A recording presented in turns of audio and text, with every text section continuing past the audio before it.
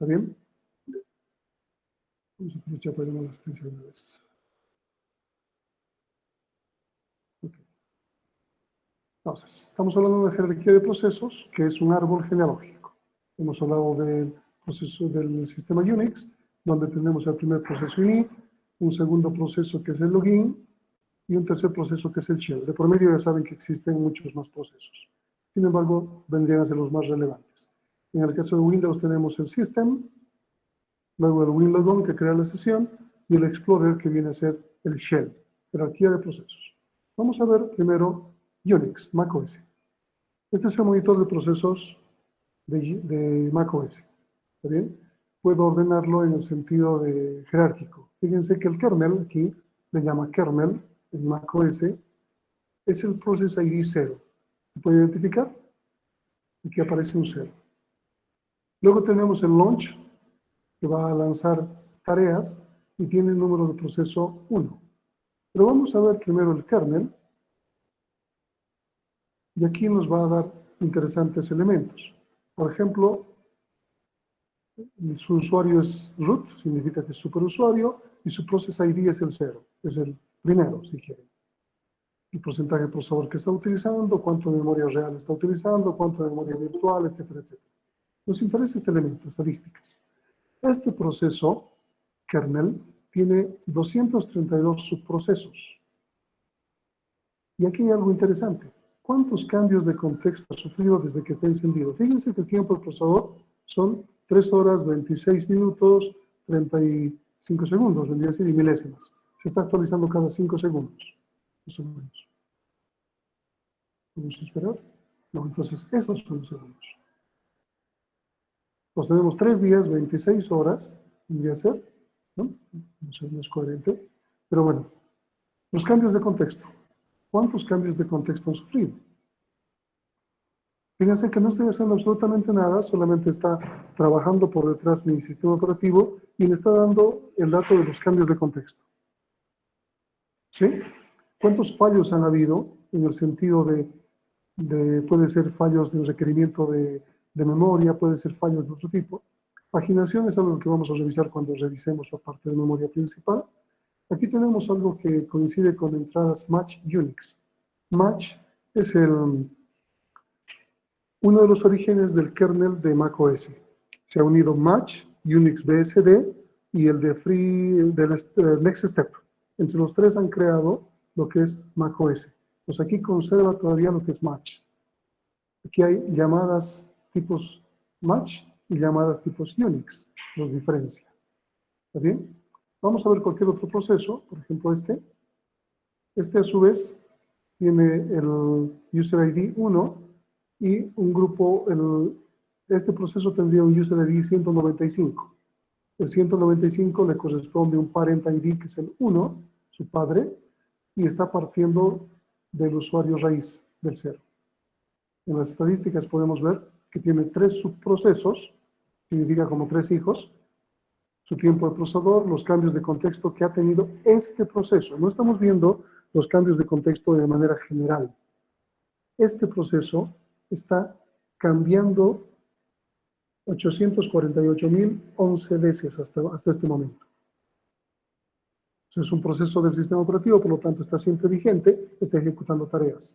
Si nosotros tuviésemos nuestro propio proceso, tendríamos unos menores cambios de... Voy a ordenarlo en el sentido de que quiero ver solamente mis procesos. Fíjense que mis procesos arrancan del Finder. ¿Qué es el Finder para macOS? El shell, el entorno de trabajo, el escritorio, si quieren llamarlo. Voy a entrar al Finder y me dice que el Finder tiene un Process ID 462 y pertenece al parent 1, launchd. ¿Sí? Mi usuario está aquí con un Process ID. Si veo estadísticas, me dice que mis cambios de contexto de mi Finder, desde que está encendido, que aproximadamente son 16, 17 horas continuas, son estos.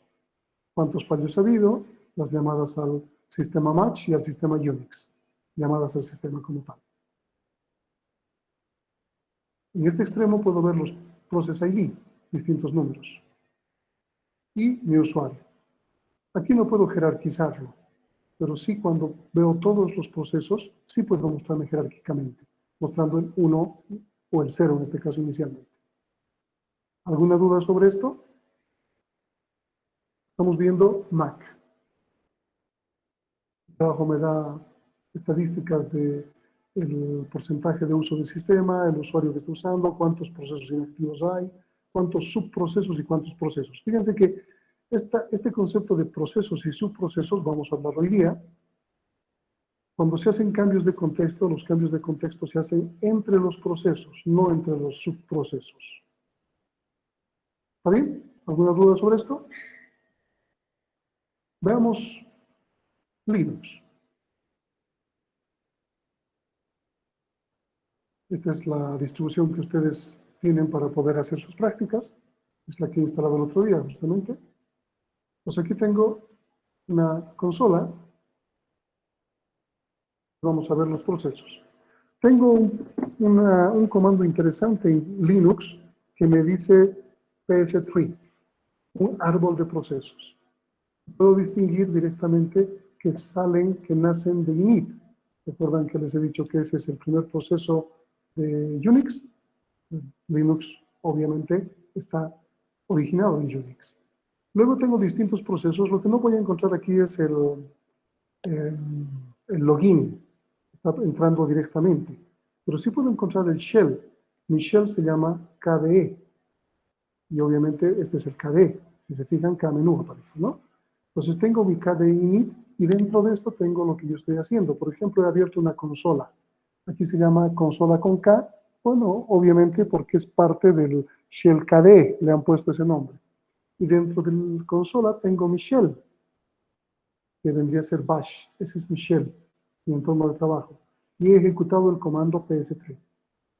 Y me está mostrando jerárquicamente el orden de mis procesos. ¿Está bien? ¿Está claro? Puedo tener más procesos por abajo. Voy a ejecutar el comando ps solamente y me muestra el último proceso que he arrancado, el proceso ps sobre mi shell bash. ¿Está bien?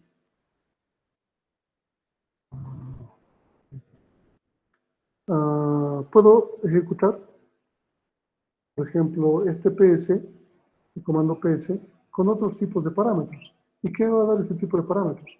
Un ordenamiento del process ID. Fíjense, tengo un orden consecutivo ahora. Mi primer proceso, ¿cómo se llama? Init. ¿Sí? El proceso que tiene process ID 1 tiene init. Luego aparecen distintos procesos, no aparece aquí como un login, no aparece. Y mi KDE seguramente está mucho más lejos. Aquí tengo KUser, ahí OD, ¿no? Podría ser algo parecido a un share, a un login, perdón. Pero voy a hacer algo interesante. Voy a arrancar,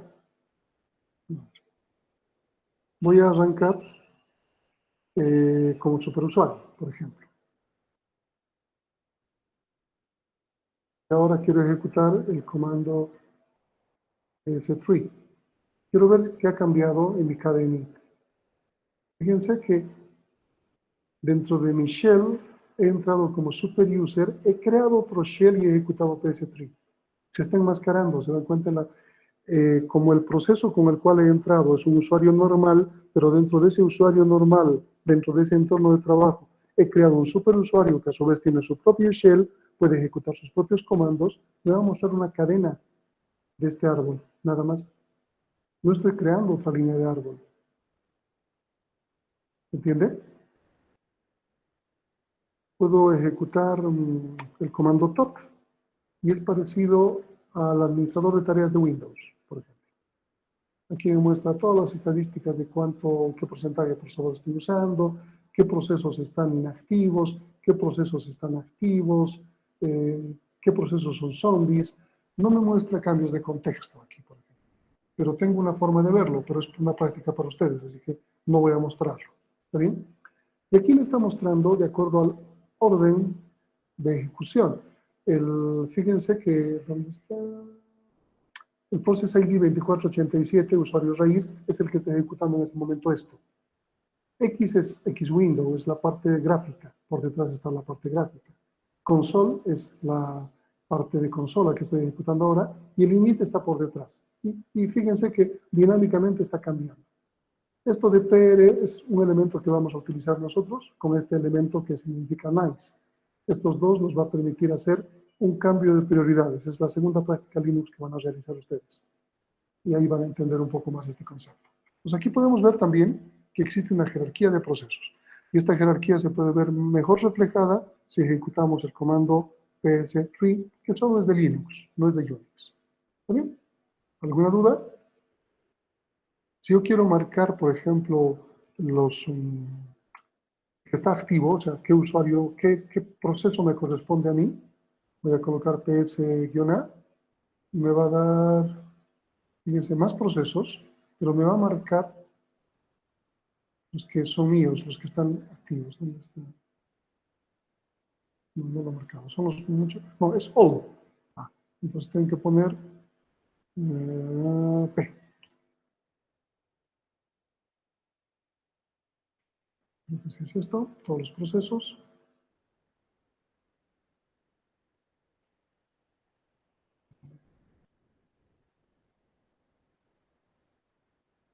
Simplemente los resalta. Yo creo que es guión H. Vamos a poner. No los has resaltado. Justamente aquí. Fíjense que de Michelle he ejecutado dos comandos. ¿Sí? Es decir, ¿por qué? Porque estoy como super user. Pues me está mostrando esta idea. ¿Alguna duda sobre esto? Pues estamos viendo lo que vendría a ser Linux en la jerarquía de procesos. Vamos a ver ahora Windows. Bien. Entonces, vamos a arrancar. Vamos a admitir a los que están llegando tarde. Y vamos a arrancar Windows 8.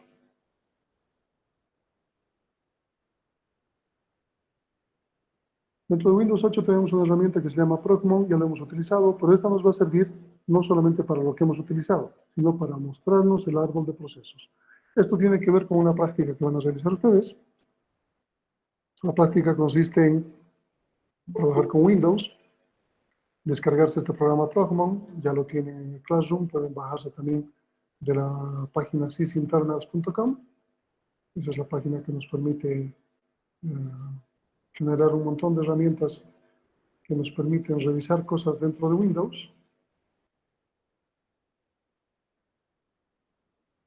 Resultado, está por terminar. Es que no he cerrado Linux, entonces está consumiendo memoria también el Windows, ¿no? Estamos con Linux, con Mac y con Windows al mismo tiempo. Ese programa se llama Procmon, ejecuto un monitor de procesos. A mí me sale un error porque es una máquina virtual, pero a ustedes no debería salirles esto. Y aquí tienen que, para hacer su tarea, aquí aparece el que viene a ser el de registro. No tiene que estar presionado. Este es de archivos, tampoco nos interesa ahora. Este es de red, no nos interesa. Solo nos interesa que esté mostrando esto. Show Process and Thread Activity. Muestra la actividad de procesos e hilos. Esa es la que tenemos que ver. ¿Bien? Entonces esta es esta pulsada y vamos a empezar a ver los distintos procesos. Aquí les había explicado que, por ejemplo, por cada uno de los procesos podemos ver su hilo, su Process ID, ¿dónde está? Este es el ID del hilo. Aquí tenemos el ID del proceso y aquí el ID del proceso padre. ¿Sí? Principalmente eso.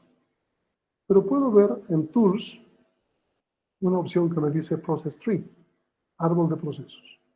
Y mi árbol de procesos me muestra lo que les había dicho. Alguien ejecuta el 0, es un idle, como es un evento que está esperando que ocurra algo. Pero nos interesa este.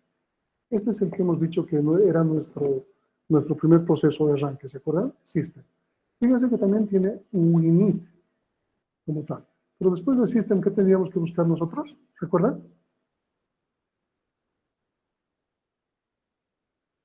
¿Qué proceso tenemos que buscar para ver el árbol de procesos? Winlogon. WinLogon, ¿ok?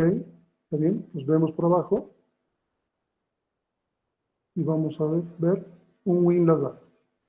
Y luego del WinLogon, ¿qué era? Explorer. Explorer, que es el shell, aquí está. Esto debería aparecer por debajo, pero es cuestión de que esta es una herramienta que está haciendo cosas y está tratando de tejer cosas dentro de Windows. No es una herramienta de Microsoft. Por eso que le cuesta un poco mostrar esa jerarquía. Pero lo que nos muestra entre paréntesis son los Process ID. Y ahí nos podemos dar cuenta que el Process ID 4084 obviamente es superior al 2860, que obviamente es superior al 4. Hay una jerarquía. ¿Está bien? Es lo que quiero mostrar. ¿Qué tiene que aparecer dentro de Explorer? Todo lo que yo estoy ejecutando. En este momento estoy ejecutando el Progmon. Y fíjense que claramente está debajo de Explorer. Ahora, aparece un número que parece inferior a este y no parece ser su hijo, ¿verdad? Ya les he dicho, es cuestión de la herramienta que no puede capturar adecuadamente lo que está pasando con el Windows por dentro. Tal vez ustedes tengan mejor suerte en este sentido. ¿Qué tiene que ocurrir? ¿Qué tienen que hacer? Vamos a irnos primero. ¿Hasta ahí alguna duda? Me permite tener la estructura en árbol de los procesos. ¿Sí? ¿Alguna duda? Okay. Voy a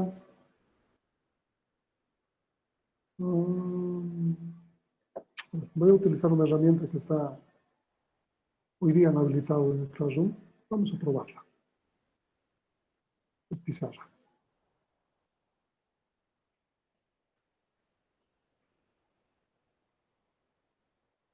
Ok. Les voy a dar acceso a la pizarra a todos. No sé cómo funciona eso, pero vamos a probar. Aquí tengo mi pizarra. ¿La pueden ver? Sí. Ok. Entonces, yo tengo un proceso que se llama, a ver, ¿puedo escribir texto? Sí. Que se llama init. Por debajo de eso tengo otro proceso que se llama, ¿cómo se llama el siguiente de Unix? Login. Login, ok. Luego, ¿qué tengo? Shell. Shell. Ah, esto se llama. Volvamos entonces aquí, Linux. Les había dicho que existen un montón de shells, ¿verdad? ¿Recuerdan o no? ¿Qué shell estoy manejando? Un shell llamado bash. Bone, no es Bone Shell, es una variación de Bone Shell. Pero puedo tener el B Shell, Pin Shell. Puedo tener el C Shell. Y en cada uno de estos, no está, el C Shell no está marcado, no está registrado. Fíjense que el Bin Shell me ha cambiado el prompt. Se maneja de distinta manera. Voy a intentar si existe el Cone Shell.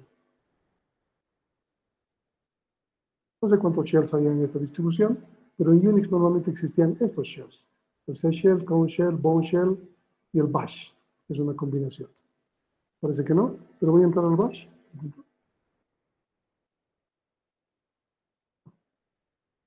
A ver si puedo utilizar aquí. Bye, no sé. No quiere salir. Es cuestión del shell, lamentablemente. No van a ejecutarse las mismas funciones. Fíjense que está tardando demasiado. Bueno, no sé, he entrado a un shell que tiene lamentablemente algún tipo de inconveniente y no me deja salir.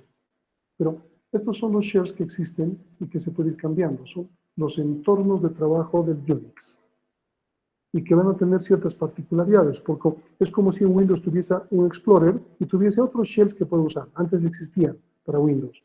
Habían el Packard Bell nos daba un shell bonito. Había el Norton, existía después, el mismo Windows había creado un BOP, era para niños, un shell llamado BOP.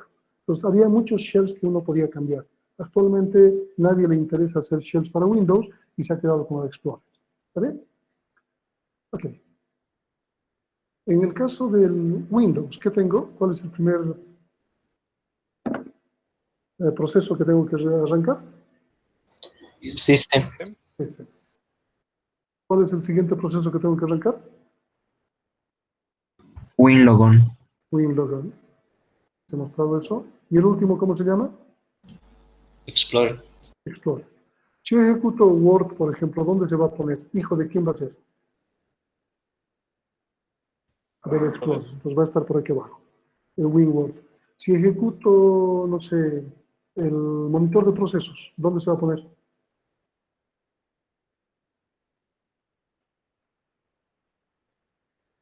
A la misma altura. Se llamaba Rockmon, ¿no? A la misma altura. Entonces, si yo dibujo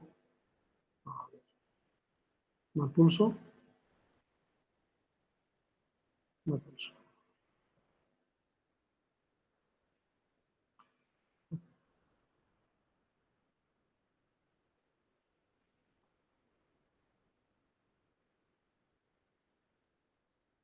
Esto es lo que tendría, ¿verdad? System, Winlogon, Explorer, Explorer, WinWord. Eso es lo que tendría. Y si yo ejecuto cosas como top, por ejemplo, que he ejecutado en el shell, o PS, o el LS, cualquier cosa, en la práctica los tengo a este nivel. ¿Estamos de acuerdo? Hemos probado cosas y hemos hecho ese tipo de cosas. ¿Están de acuerdo? ¿Qué sucede si yo tuviese dos usuarios? Dos sesiones diferentes. No como he hecho dentro del mismo shell, he creado un superusuario. Eso no son dos sesiones diferentes. Tendría que crear otra sesión. Tengo que presionar, no sé si me funciona aquí, por ejemplo, control F1, control F2, ahora sí. Tengo otra sesión. ¿Se han dado cuenta lo que ha pasado? Estoy con otra sesión. Si yo ejecuto aquí, por ejemplo, PS3, fíjense lo que aparece aquí.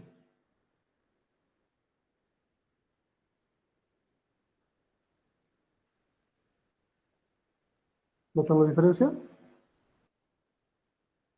Tengo dos sesiones. Esta es diferente. Si quiero volver a la primera, presiono control F1.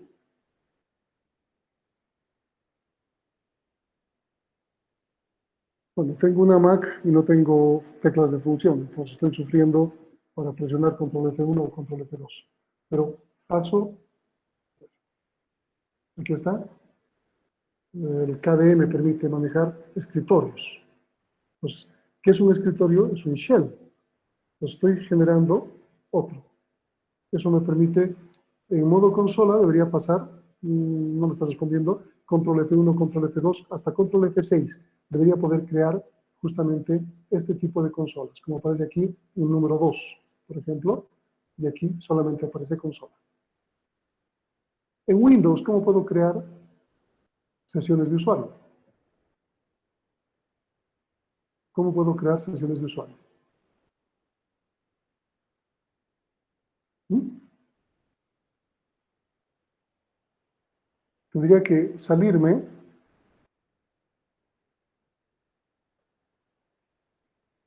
no tengo, perdón, aquí, tendría que cesar mi sesión y tendría que tener una segunda sesión para arrancarla. O sin cesar sesión podría arrancar una segunda, ¿verdad? Esa es la forma de trabajar con sesiones en Windows. Es más elaborado que Linux. Se han dado cuenta que con dos teclas ya tengo otra sesión en Linux o en Unix. Pero en el caso de Windows es más elaborado. Sin embargo, funciona. Significa que puedo tener fácilmente mi propia sesión. La pregunta es, si yo tengo mi propia sesión, aquí estamos en Windows, ¿cómo cambiaría esta estructura? Una segunda sesión.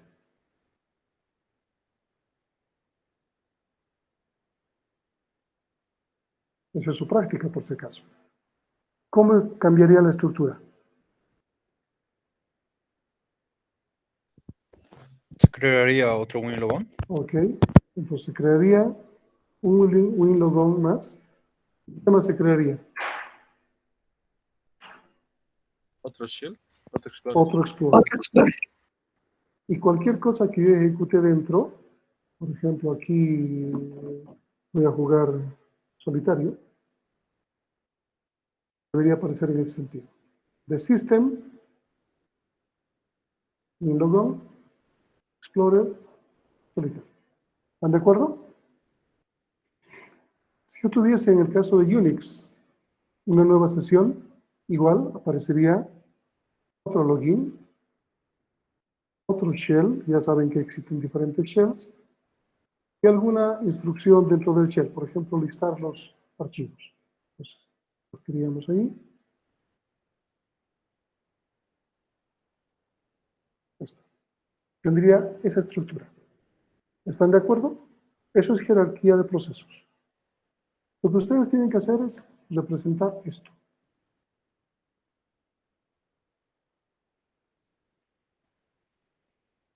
¿Cómo lo van a hacer? ¿Alguien me puede decir?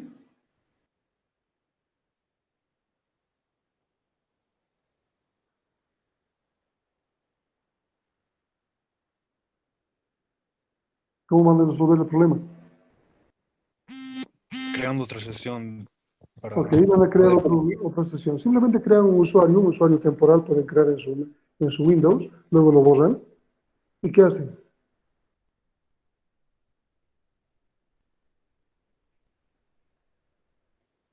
ejecutamos una aplicación.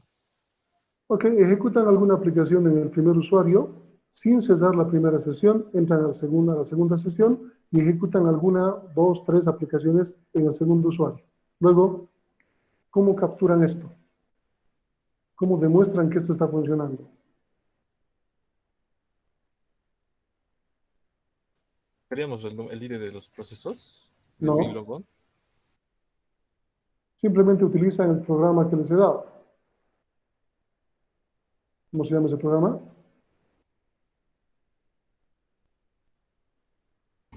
Procmon. El Procmon, exactamente. Acabo de hacerlo perder. ¿Dónde está? Sistemas operativos. No. Ejecuto este programa, voy a Tools, pongo árbol de procesos. ¿Y qué debería encontrar aquí? ¿Qué debería WinLogon y encontrar? Debería encontrar un System, debería encontrar un WinLogon, un segundo WinLogon, un Explorer y un segundo Explorer. Y dentro de cada Explorer, los programas que ustedes han abierto. ¿Está claro? Entonces tienen que ir identificando, pueden mostrarle pantallas las que ustedes quieran, pero tienen que hacer una tarea tal que el informe demuestre de que realmente existe la jerarquía de procesos y estamos intentando hacer algo como esto. ¿Está claro? Y tendríamos que tomar captura de pantalla de ese programa que nos muestra los procesos o... Claro. Si no, ¿de qué forma les voy a creer? Ahí está bien. ¿Dudas?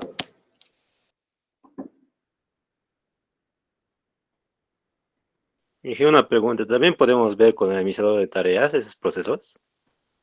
Si tú quieres entrar al administrador de tareas, va a ser control al suprimir. Administrador de tareas.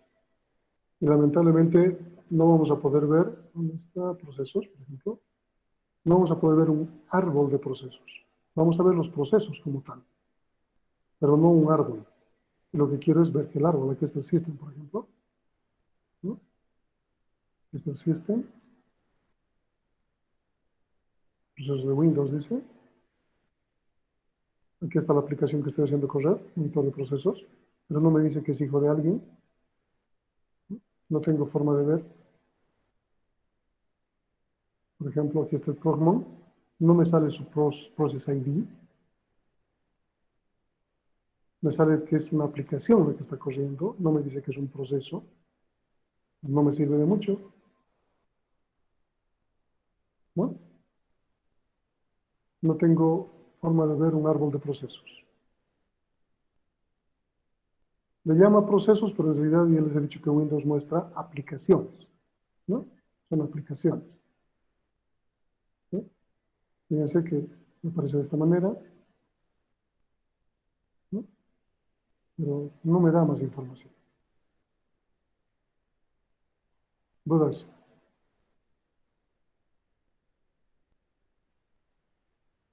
¿Preguntas? ¿Todo claro? Ok. Entonces, empiezo a usar mis sistemas operativos. Primero los vamos a usar.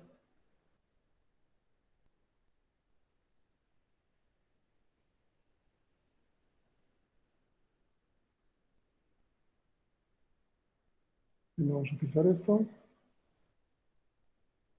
Nos vamos a nuestro texto. Okay. Hemos demostrado lo que aparece aquí. ¿Sí? Más o menos en Unix, porque no es tan claro, pero con macOS también les he mostrado. Vamos a distinguir entre algo. Entre un proceso que hemos estado tratando hasta este momento y algo que se llama procesos livianos, también llamado hilos, hebras o threads. ¿Cuál será la diferencia?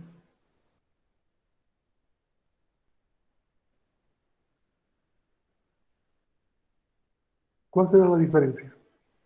Si recuerdan, les he mostrado en Windows que había un thread, un hilo, que tenía un número y había un process ID y había un parent process ID.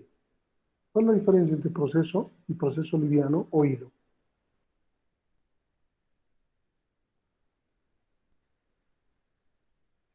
Los cambios de contexto se realizan entre procesos pesados o procesos como tal. Pero entonces, ¿cómo funcionan los hilos? Aquí tenemos un proceso 1, 2, 3, diferentes procesos. ¿Está bien? Y el sistema operativo lo que está haciendo es un cambio de contexto entre cada uno de ellos. Está ejecutándolos, así que están dando vueltas y vueltas y vueltas hasta acabar. Pero podría ocurrir que un solo proceso tenga múltiples hilos dentro. Por lo tanto, no necesita hacer un cambio de contexto. Que implica que el proceso, como parte de su PCB, podría tener muchas cosas compartidas. Y dentro del proceso pesado podría tener hilos o procesos livianos. N hilos. Y lo máximo que van a tener de diferentes estos hilos van a ser registros que manejen del procesador y la pila. Porque todo lo demás lo comparten del proceso pesado. Entonces, cuando un proceso está corriendo, un proceso grande como este, adentro tiene hilos que están ejecutándose y también intercambiando, pero sin la necesidad de hacer cambios de contexto. Solo cuando este proceso necesita hacer un cambio de contexto, va a cargar y descargar el PCB. Mientras tanto, estamos utilizando de mejor forma el tiempo que le han dado a este proceso para realizar N tareas pequeñas, que va a resultar en una tarea más grande del proceso pesado. ¿Está claro? Unix ha nacido solamente con procesos pesados y Windows ya ha incorporado procesos livianos o hilos. Y luego todos los sistemas operativos han adoptado esto. Así que todos tienen procesos, que le llaman procesos pesados, y dentro de los procesos, hilos, que son los procesos livianos. ¿Cómo cambiaría? Aquí podemos tener, por ejemplo, los atributos de todos los procesos, lo que comparten, y aquí atributos propios de cada hilo. Por ejemplo, el control de programas necesarios, saber dónde se ha quedado, ¿verdad? Los registros, la pila y el estado. Pero el espacio de direcciones, variables globales, qué archivos están abiertos, qué procesos hilos hay, etcétera, etcétera, etcétera, son comunes y no necesitan intercambiarse. ¿Está bien? ¿Cómo cambia el diagrama de estados? ¿Cuántos bloques se han aumentado al diagrama de estados original? ¿Alguien me puede decir?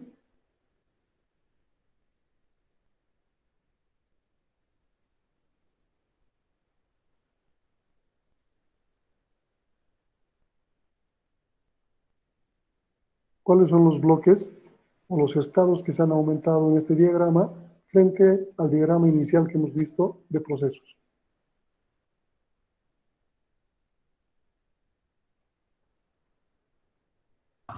El iniciado y el de transición. No. El iniciado viene a ser el que viene a ser creado, digamos. Se crea el proceso, va a ir a la cola de listos. De la cola de listos puede irse a ejecutar. Si termina, se va a finalizado. Si no termina, vuelve a la cola de listos. Pero también de ejecución puede ir a aquí arriba, a un estado de bloqueado, donde está la cola de entrada y salida, puede estarse imprimiendo. Y de la cola de bloqueado vuelve a la cola de listos. Entonces, los 5 que están aquí arriba son los originales. ¿Cuáles se han aumentado? Transición y reserva. Esto entonces permite que estos 5 de aquí arriba funcionen para los procesos pesados. E internamente están haciendo que estos elementos, estos dos estados, intercambien su trabajo entre los procesos livianos, la transición y la reserva. Esto le permite intercambiar adentro sin afectar un cambio de contexto. Y cuando recién se necesita hacer un cambio de contexto, se afectan aquí arriba. ¿Está claro? Utiliza bastante la pila del kernel, de los registros. Entonces, mediante la pila pueden ir haciendo transiciones sin necesidad de manejar un esquema de actualizar el PCB y cargar el PCB siguiente. En la pila se mantiene todo eso. ¿Está claro? Sí, Inge. Ok. Creo que ya está. Ok, vamos a ver una diapositiva, ¿dónde está?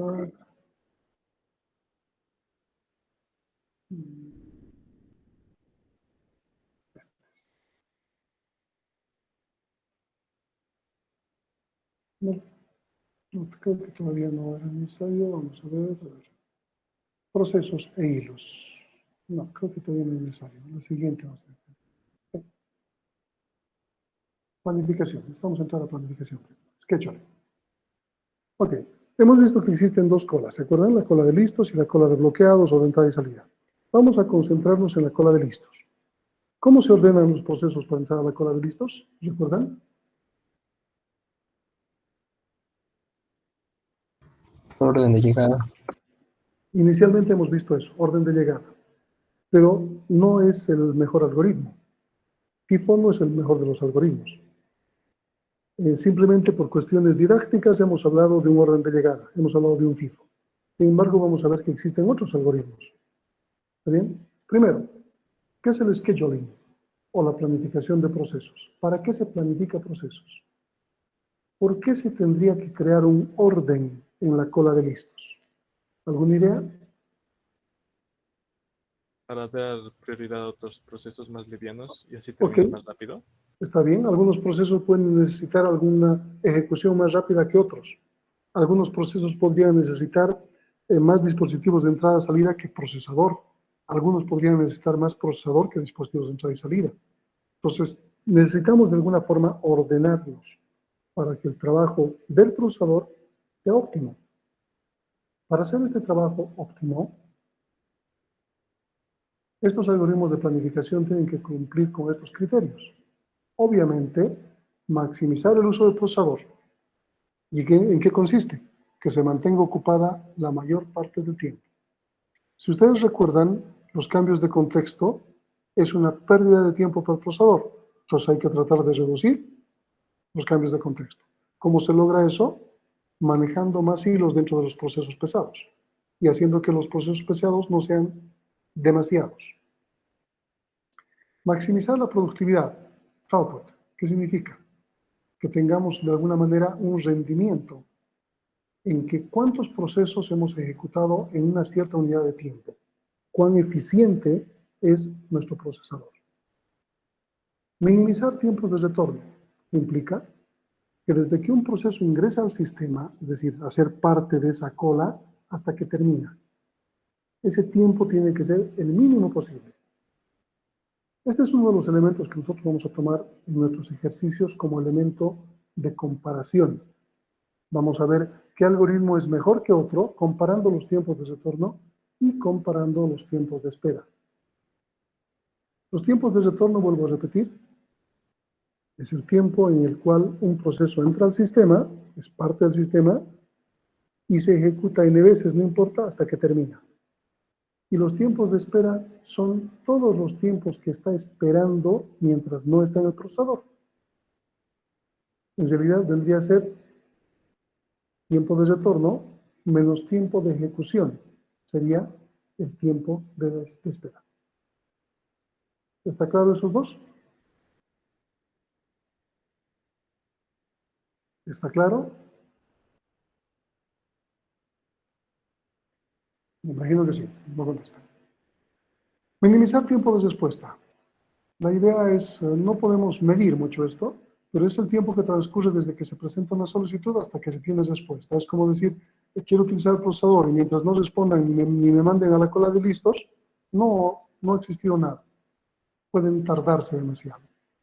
Esto es parecido a una cola en un banco. Desde que yo entro al banco hasta que me voy, es el tiempo de retorno. Y todo el tiempo que estoy esperando, menos el tiempo, todo el tiempo que estoy en el banco, menos el tiempo que me atienden, es el tiempo de espera. Entonces, el tiempo de retorno y el tiempo de espera tienen que ser el mínimo posible, porque sabemos que el tiempo de atención es pequeño. Es por eso que se han creado diferentes algoritmos en los bancos. Hasta hace unos años, el que tenía tarjeta del banco tenía prioridad en entrar. Los que estaban en tercera edad tenían prioridad en entrar. Actualmente se ha impuesto de que todos los bancos utilicen FIFO, orden de llegada. Claro que las personas mayores también tienen prioridad. Entonces, a veces ese FIFO se enmascara y las personas de la tercera edad entran antes del que le tocaba el turno correspondiente. ¿Cuál es mejor, cuál es peor? Bueno, no nos toca evaluarlo, pero vamos a ver eso en términos de nuestros algoritmos de planificación. ¿Está bien? La equidad. Tiene que ver que todos los procesos deberían ser tratados de la misma manera. Es decir, que todos tienen que tener la oportunidad de ejecutarse. Se llama justicia. El problema está en que si nosotros le asignamos una prioridad más alta a un proceso, estamos discriminando al otro proceso. Entonces la equidad no es tan cierta. Porque pueden haber ciertos procesos que necesitamos que se ejecuten lo más antes posible. Ustedes van a tener una práctica, la segunda de Linux, que tiene que ver, todavía no hemos dado ni la primera. Ya les he dado cómo trabajar en Linux, ustedes tienen que ver eso. Me imagino que para el lunes ya vamos a empezar con las prácticas de Linux. Pero lo que vamos a irnos es lo siguiente. En la práctica esa, ustedes van a cambiar la prioridad a un proceso. Bueno, les podría mostrar en este momento en Windows, ya lo he cerrado. Es darle la prioridad más alta posible, que implica que el sistema operativo solo se va a dedicar a ese proceso, descuidando a todos los demás, incluyendo el sistema operativo. Entonces su sistema operativo se va a empezar a degradar. Hemos hecho una discriminación odiosa, si quiere. Entonces la equidad ha quedado suelta. Estamos forzando algo. Lo último, recursos equilibrados. La idea es que no solamente se utilice al procesador, sino también a los dispositivos de entrada y salida. Entonces hay que tratar de ver que haya un equilibrio entre lo que se asigna. No solamente que todos estén esperando usar el procesador, sino que hayan procesos que estén utilizando la impresora, el monitor, el teclado, el ratón, etcétera, etcétera, que estén dispersos y que no todos estén esperando utilizar procesador. Hemos visto que existen dos tipos de cola, el de bloqueados o el de dispositivos, device queues, y la cola de listos, el ready queue. Estos dos colas nos permiten hacer el trabajo entre ese diagrama de estados de procesos pesados. Nos vamos a enmarcar en lo que es el ready queue para hacer nuestros ejercicios. Claro que podríamos entender que tal como existen algoritmos para planificación de la cola de listos, también van a existir algoritmos para planificación de los dispositivos. ¿Está bien? No hay mucho problema por eso. Los procesos que llegan para ejecutarse, sabemos que son dinámicos, que se van creando sobre la marcha, no son algo predeterminado, es de acuerdo a la necesidad, pueden estar orientados a utilizar dispositivos o pueden estar orientados a utilizar procesador. Entonces, podemos tener un problema si todos los procesos que nos llegan solo quieren utilizar procesador. Todos los dispositivos estarían sin uso. O al revés, si tenemos procesos que nos llegan todos queriendo utilizar solo dispositivos, nuestro procesador va a estar esperando haciendo hora. Entonces, se tiene que equilibrar de alguna manera entre estos dos tipos de procesos. ¿Está bien? Les había dicho cuando hablábamos de seguridad del procesador que había un mecanismo que permitía evitar que un proceso se agarre al procesador para sí mismo, un bucle, por ejemplo, un ciclo, o un virus, y que impida que las demás cosas se realicen. ¿Cómo se llamaba ese mecanismo? Timer. Ok, es el timer o temporizador. Es el reloj del sistema, en realidad. Les había explicado también que el dispositivo el primer dispositivo que se ha creado de entrada y salida para una computadora es el timer, es el reloj. Este timer nos permite sincronizar, generar los ciclos de computación del procesador, pero principalmente para nosotros nos permite tener un reloj de interrupción, o llamado también temporizador. Entonces, existe un temporizador que cada cierto tiempo le va recordando al procesador que tiene tareas pendientes. Entonces, cada que ocurre esto, el procesador tiene la opción de liberar voluntariamente un proceso, que el reloj lo interrumpa o que otra interrupción lo interrumpa. Cuando hablemos de interrupciones vamos a entender un poco esto, pero tenemos algo que le está permitiendo garantizar que el procesador no se cuelgue y no cuelgue el sistema operativo. Entonces ese es su sistema de seguridad. ¿Está bien? Ahora, vamos a ver un diagrama que nos muestra la cola de listos y cómo los procesos vuelven a la cola de listos. O sea, bajo qué circunstancias los procesos que no han terminado vuelven a la cola de listos. Veamos, por ejemplo. Por aquí entra un proceso a la cola de listos. ¿Cómo entra? ¿Cómo se planifica? Ya vamos a ver en clase siguiente. Pero entra el proceso en un orden específico. Y cuando le toca, es despachado hacia el procesador. Si tiene suerte de acabar pronto, termina y se va. Si no acaba, una de estas 4 razones le va a permitir volver a la cola de listos. La primera, que haya una solicitud de entrada y salida. El proceso quiere imprimir algo. Va a ir a la cola de entrada y salida, va a utilizar el dispositivo de entrada y salida, y cuando termine va a ir a la cola de listos, con el mismo orden y algoritmo de planificación que crea la cola de listos. No va a volver con ninguna prioridad mayor ni prioridad menor, con el mismo orden. Otra tiene que ver con un algoritmo que se llama round robin, que es el que más se usa. Significa que el tiempo que le han dado para utilizar el procesador se ha acabado y el proceso no ha terminado. Por ejemplo, el proceso tenía un tiempo de ejecución de 10 milisegundos. Ingresa y el tiempo que utiliza el procesador solo es máximo limitado a 3. Entonces va a utilizar por 3 y tiene que salirse. Le faltan 7. Y va a volver a la cola de listos. Y la siguiente vez que le toque va a volver a entrar. Otra vez se va a ejecutar por 3, le va a faltar 4, va a volver aquí a la cola de listos.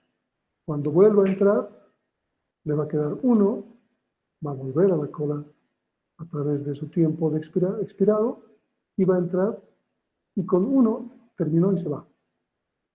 Entonces, puede existir un tiempo o una rodaja de tiempo limitada que va a impedir que el proceso se agarre al procesador. Y cuando transcurra ese tiempo, por ejemplo 3 milisegundos, va a ser botado, va a ser interrumpido y va a ser expulsado. Aunque quiera agarrarse, va a tener que retirarse. Otra razón por la que el proceso deja el procesador es que se crea un hijo. La primera práctica de Linux, que va a ser para el día martes. A ver, esta práctica que les he dado va a ser para el viernes.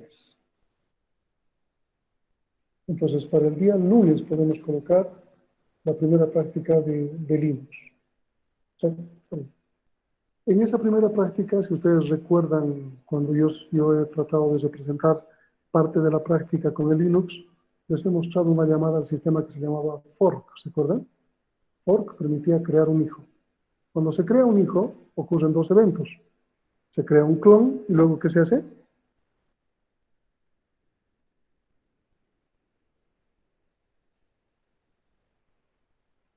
¿Qué ocurre? El fork crea un clon. Y luego hay una llamada al sistema que se llama XCD. ¿Y qué hace esa llamada al sistema?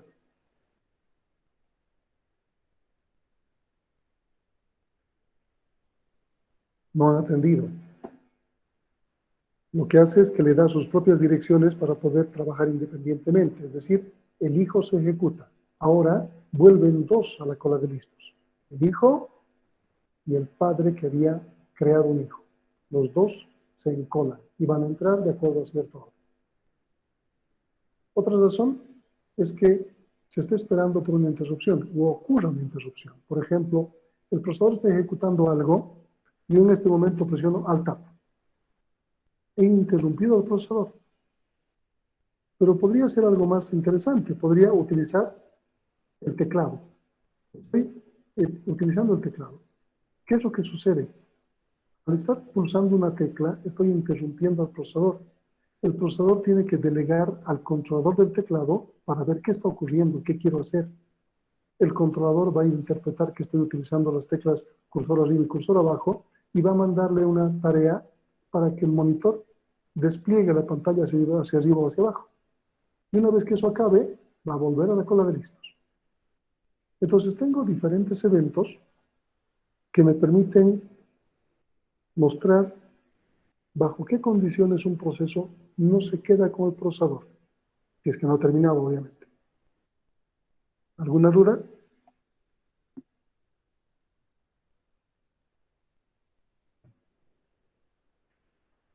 ¿Alguna duda? Inge, una pregunta. En eso de los que vuelva la cola de listos, el de entrada y salidas, ¿no afectaría al cambio de contexto? ¿No se crearía cambio de contexto cada vez que hace eso? Cada vez que cualquiera de estos sale, hay un cambio de contexto. En todos estos eventos hay un cambio de contexto, porque está saliendo el proceso y está entrando otro. Aquí sí o sí existe un cambio de contexto. Por entrada y salida, por expiración de su tiempo, por crear un hijo o por una interrupción. Sí o sí hay un cambio de contexto. Porque como está desocupando el proceso, entra el siguiente que estaba en la cola de listos.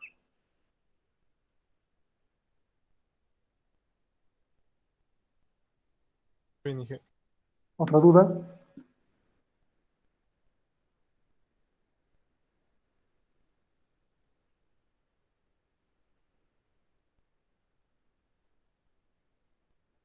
Ok, si no hay más dudas, entonces mañana vamos a ver un poco la parte introductoria a los niveles de planificación. Vamos a repasar esto y vamos a ver la planificación. Y eso quedaría para el día de mañana. No olviden entonces que su práctica es para el día viernes. No se olviden eso. ¿Está bien? Ok. Está bien. Si no hay dudas, entonces dejamos de grabar.